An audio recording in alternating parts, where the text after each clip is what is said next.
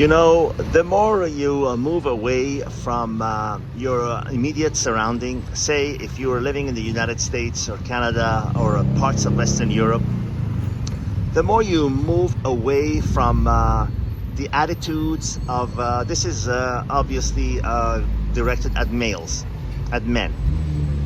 The more you move away from the attitudes of the Western women there, attitude that has been created due to the economic conditions and the divorce laws that are there and the basic laws that are there. For example, I'll give you an example. I have utter contempt for any man that raises his hand on a woman. Only low-life losers resort to physical violence, especially a man on a woman. But in the case of, let's say, in the United States, all a woman has to do, whether it's true or false, is pick up the phone to the police station and say, my husband hit me. Those 4 words, that's it. That's all she needs to do. They will first come and arrest the man, then they will ask questions. And then he has to hire a lawyer, go to court, and all that stuff. Okay? So this is just as an example I'm giving you. And when you have that kind of power, it changes you. It changes you. So the more you move away from the nasty attitude that has been created as a result of these laws and as a result of these environment in women, the more you realize how much more pleasant it is to deal with women that are under normal conditions and normal environment, and how much more pleasant they are. And you ask yourself, why would I put myself, if for a man who has an option, why would I put myself in that situation? I do need to quote a woman that said, my husband is a neurosurgeon and he loves me for my intelligence. That may very well be. Chances are 90% that is what she aspires to and not actually what she has.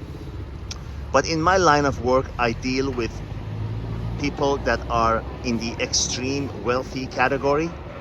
And I hear what they say when their wife is not present. And I hear what they say when she's around. And why that is because of the laws, because of the divorce laws, because of the power that a woman has, especially if you're a guy who's made a life for yourself and now you have 2-3 kids and you've been married for 10-15 years. Your balls no longer belong to you. You are done for. Forget it. If you even hint at separation or divorce, you're talking 65 to 70% of your wealth immediately gone. That's not even mentioning your children. But going back to what this video is all about, the more you move away from that toxic environment that these unfair laws have created in the West, the more you realize how much more pleasant life is dealing with women under normal conditions. Normal. Not in a submissive situation, but normal. And the thing is, the West has become so bad that if you were to take a woman, let's say from South America or from Asia, back to the United States or Canada or these Western European countries, some of them that are almost as bad as US. No place on earth is as bad as US in terms of divorce laws.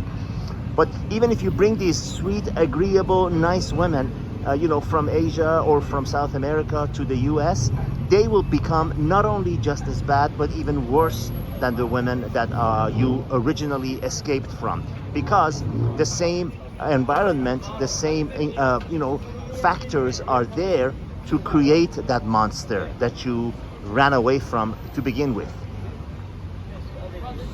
And these women tell me, I have a such and such husband. He is, so and so successful, and he loves me for my intelligence. Sure.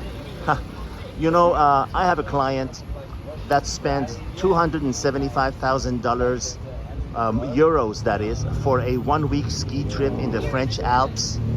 That's for 1-week ski trip.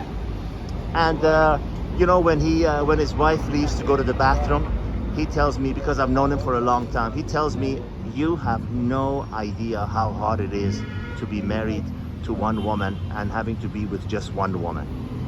Now, I am just quoting what he said, and he's right. I don't have an idea, because I never put myself in that situation. And silly me. Maybe I should have married one of these women and be in the constant fear of one morning she waking up and saying, I'm not happy, or I want to try something else. And from now on, if you want to have anything to say, you should talk to my lawyer. Yeah, maybe I should have put myself under those situations where you're walking on eggshells 24 hours a day, 7 days a week. No thanks. I'll let that neurosurgeon husband of yours, whoever he is, whether he's a phantom husband or a real husband, I'll let him deal with you. Believe me, with the attitude that you have, which is coming through even just on your messages on the internet and your texts and the way you present yourself, I only feel sorry for that man who has to deal with you. I honestly do, because you have no idea what it's like. This is addressed to women, to the feminist, in your face, long rule list women. You have no idea how much more you will get out of a man when you're sweet, when you're agreeable, when you're pleasant to be around. You have no idea, and you will never know. You will never know, because you're hell-bent on this. We're a woman, we don't need men, we need men like fish needs bicycle. Right. Is that why you're on these dating sites for months, years at a time? 6, 7, 8, 9 dating sites? And then after you give up and no man wants to go out with you anymore, you say, where have all the good guys gone? You don't need men. Right. Listen to the media. Listen to the lies that the media tells you, and see how far that'll take you.